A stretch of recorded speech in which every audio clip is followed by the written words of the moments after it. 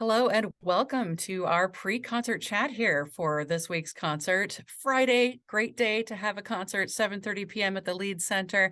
And I am joined for this pre-concert chat by a guest artist, composer Daniel Bernard Romain, also known as DBR, and LSO's conductor and music director, Ed Polachek. I'm Genevieve Randall, and I'm from Nebraska Public Media, the music director here, and we're so proud to support LSO with these pre-concert chats. So welcome to everyone watching and listening, and welcome to the two of you. Well, good to be here, Genevieve.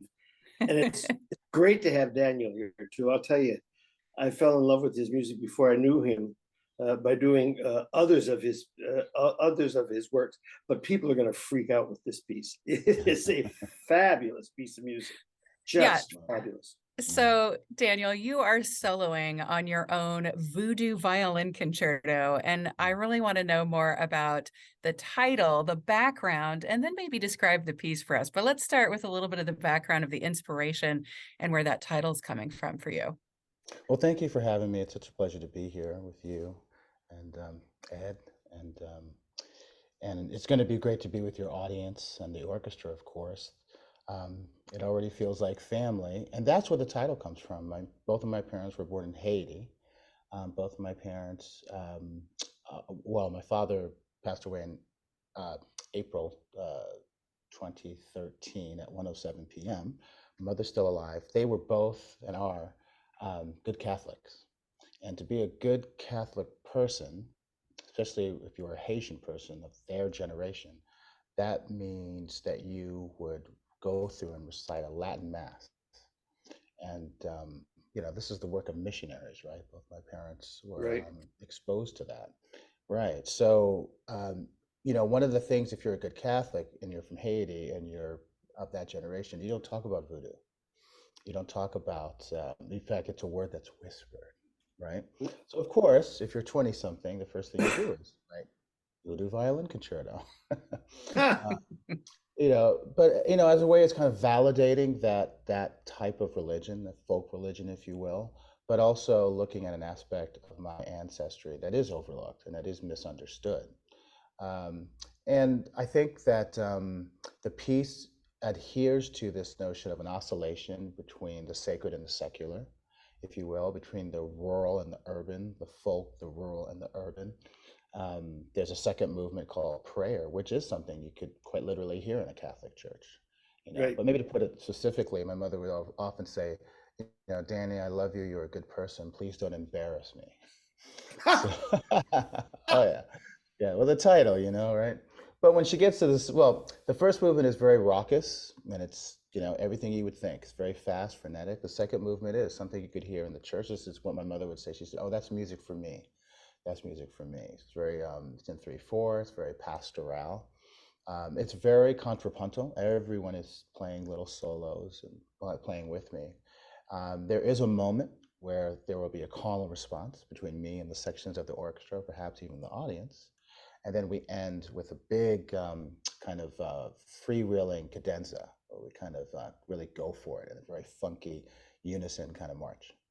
I was really excited to see this piece. I mean, for me personally, I've been a little bit obsessed with the culture in New Orleans lately. And as I'm hearing you talk, this is that huge Yes. Haitian, Catholic, Yeah. French kind of conglomeration of cultures that exist in New Orleans, and misconceptions that people have of each other through culture. How much are you exploring culture in general, or even kind of veering into some of the issues that we face today in current events with your music? Well, in the last 2 years, I think like a lot of people during the pandemic, at least a lot of the people that I knew, I was involved in a lot of protests, a lot of, I am an artist and activist. I teach a class called Artists as Activists. And if you look at the titles of my work in the last 2 years, They Still Want to Kill Us. Why Did They Kill Sandra Bland? Um, America, Never Beautiful. In a lot of ways, these are protest songs. This is protest period for me. Fist closed, up in the air. And along with my administrative work, I'm the vice chair of APAP, the Association of Performing Arts Professionals. I'm also on the board for the League of American Orchestras. I really felt it was my responsibility to push those boards into this kind of activist work. That said, I'm I've changed. It's a different year, and my hand is open now. And rather than protest, I am proclaiming my love for my son, my community, my orchestra, our communities. The titles have changed. I just finished a piece called Home Migrations and Our Imaginary Daughter. I finished another piece for orchestra and spoken word artists called Forgiveness, Suite for spoken word artists and full orchestra for the Albany Symphony. And Beautiful. I'm being really mindful of it. Just last month, in February, the Arizona State University Chamber Orchestra played They Still Want to Kill Us with a string orchestra and singer. And it was jarring for me. Which orchestra did that?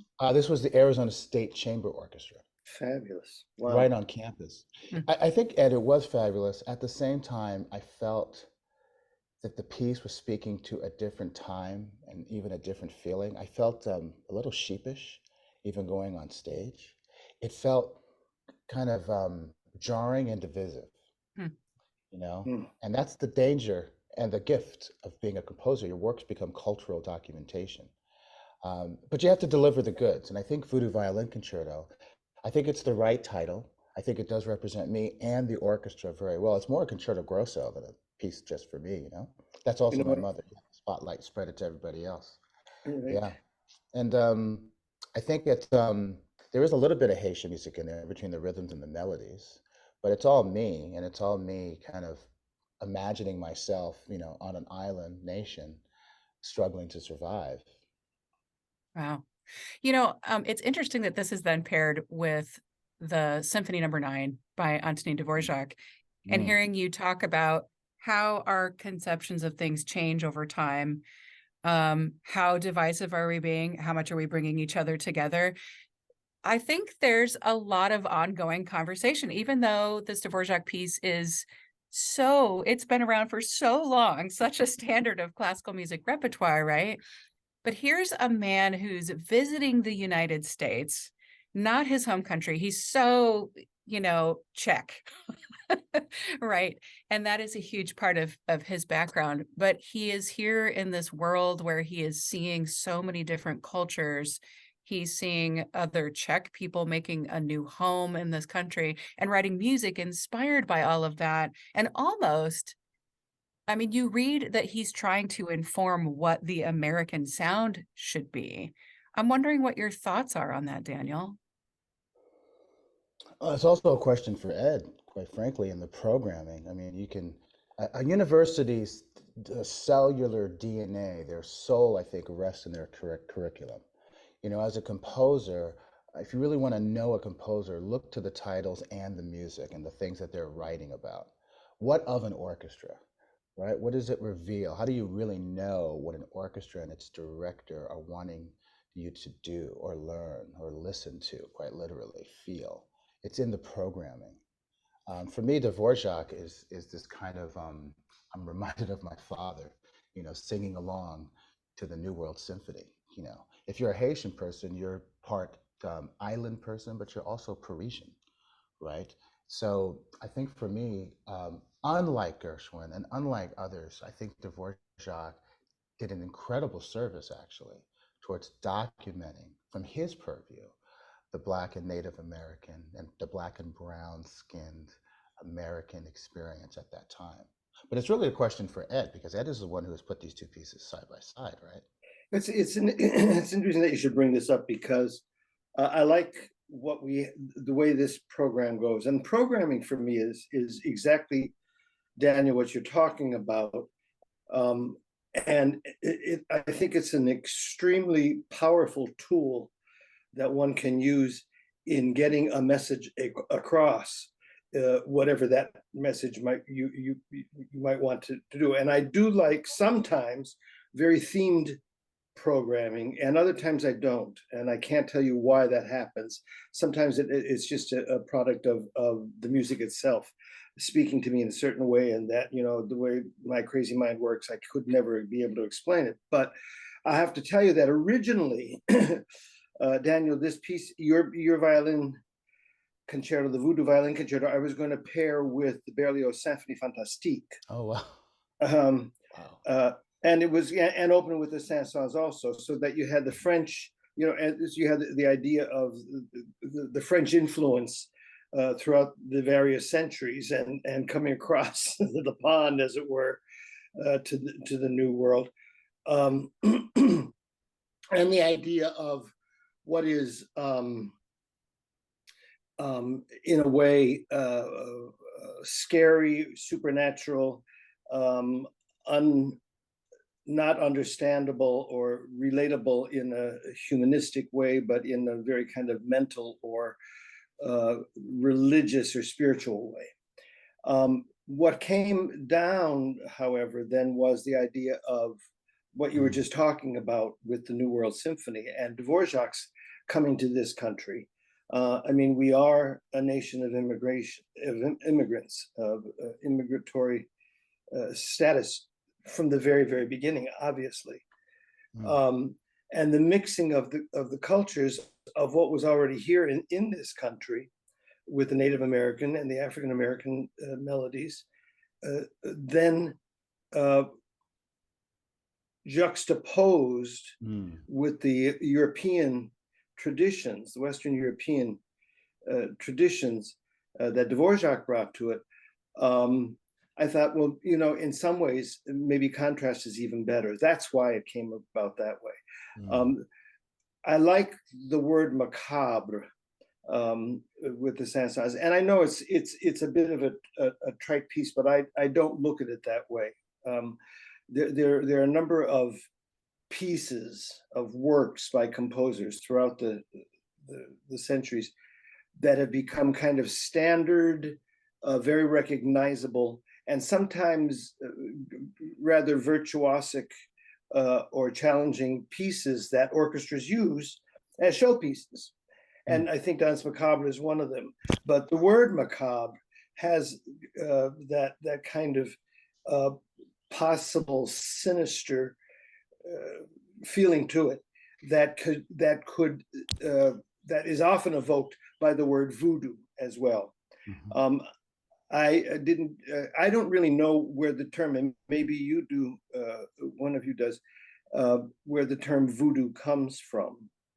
But I know that whenever I've seen either a movie or read a book or something that has the influence of voodoo in it, it tends to be of the more macabre, sinister level. And so that's how that came, and we're stepping right into it.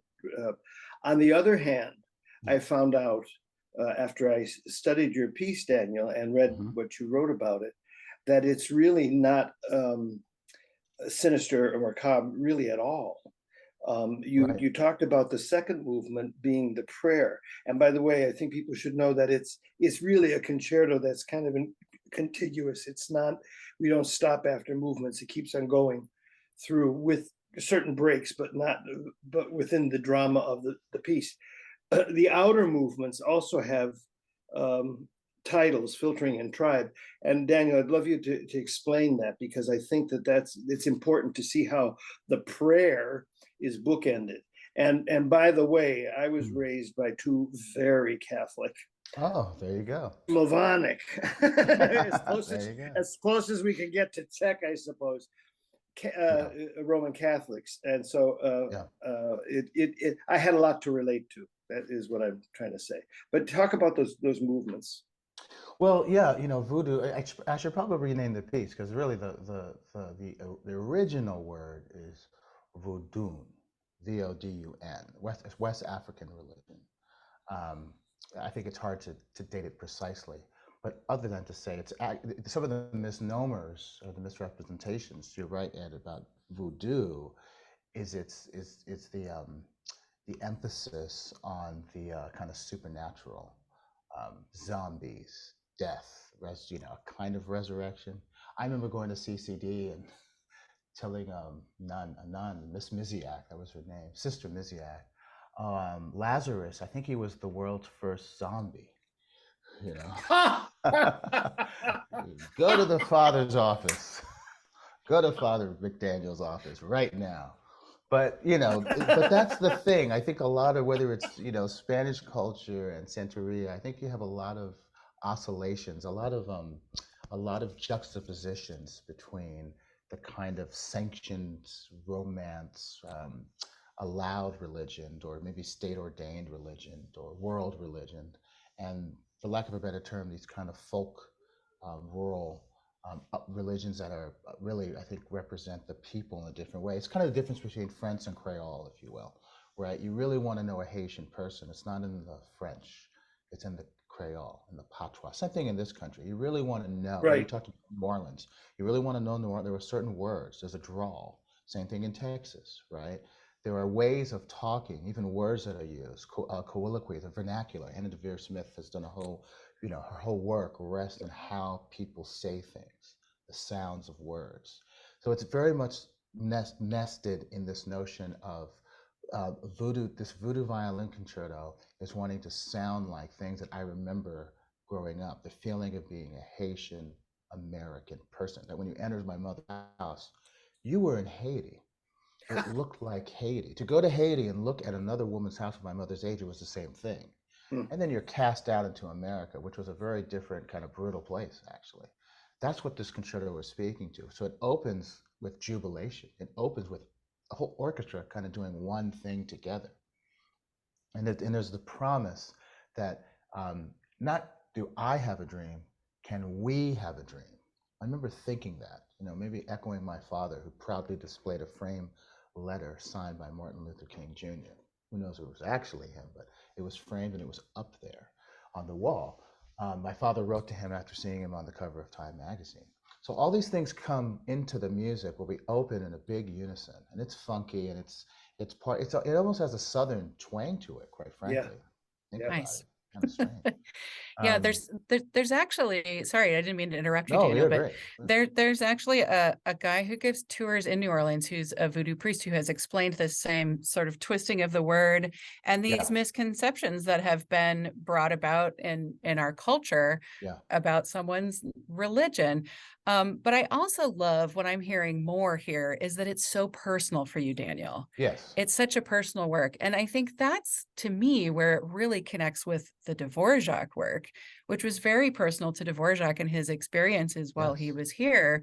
I'll mention briefly, we've got about 3 minutes left in our chat. I feel like this is just, we could go on for an hour. I think people Right. should go and look up the history of the Saint-Saëns Danse Macabre now that we've had this discussion, because Oh honestly, yeah. I don't actually even know what inspired the title for Saint-Saëns. So that will just have to be a rabbit hole that everyone can go down after this pre-concert chat, right?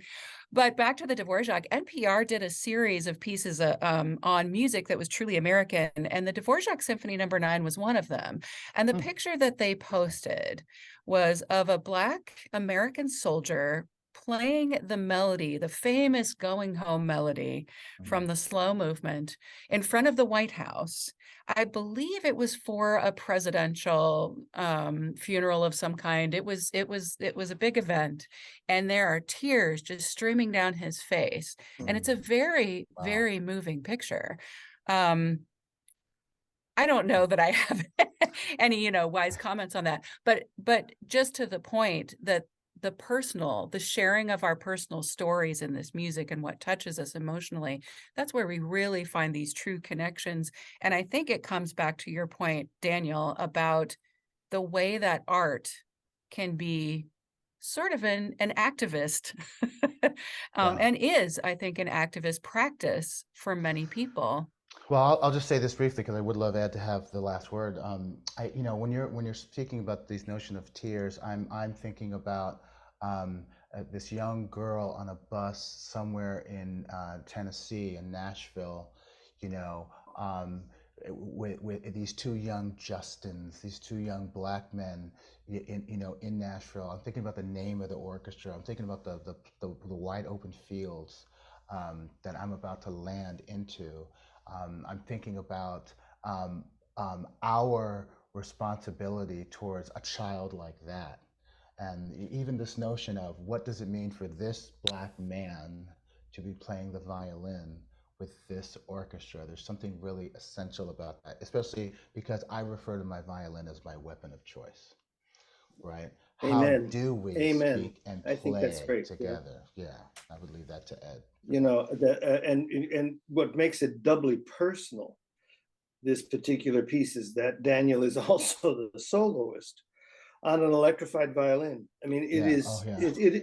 it's really a tremendous work. I actually see this work as somewhat of a breakthrough in some ways, a la Beethoven, where you're just knocking down walls like crazy and figuring out how possible next steps in our current day world and going into the future, how it can incorporate such a diffuse set of cultures, religions, ideas, where you can get onto one idea and let it lead into another. I still want to go back to what I asked before. The names of the two outer movements. The first movement is filtering, because I think it's interesting what you talk about in the techno aspect of that movement, and the last movement is tribe. And you've brought. I mean, you forced me into thinking, because I don't know about quite my own personal feelings about religion, because I think that there are some very incredibly, obviously very positive, but there are also some very negative aspects of what a religion has done within the world. But the spirituality of this piece I find somewhat overwhelming, and that's why I love it so much. And you play it from the heart too. It's just, Yes.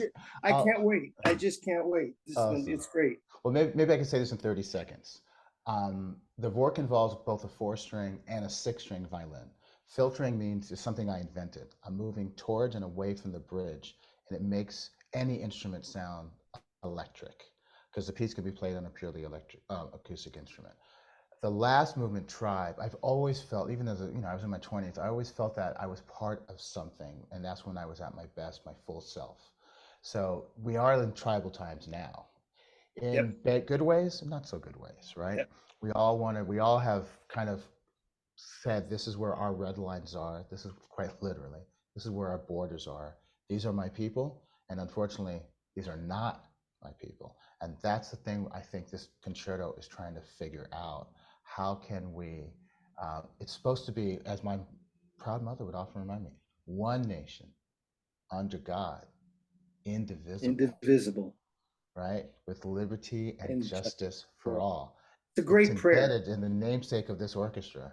Yeah. Right? And I do think it's something that my mother, this now very old Black Haitian woman, still adheres to. Every night she gets on her knees and she says her prayers. There you go. I love it. This is going to be an absolutely amazing and beautiful concert. Lots to think about, whether you're seeing this pre-concert chat, the concert this week, or whether you're seeing it right before you're about to hear this music here at the Leeds Center. Daniel Bernard Roumain. Did I pronounce your last name correctly? You got it just right. Perfect. Roumain? Yeah, Roumain. Okay, I got it right. I want to make sure we get that right. He solos on his own concerto, the Voodoo Violin Concerto.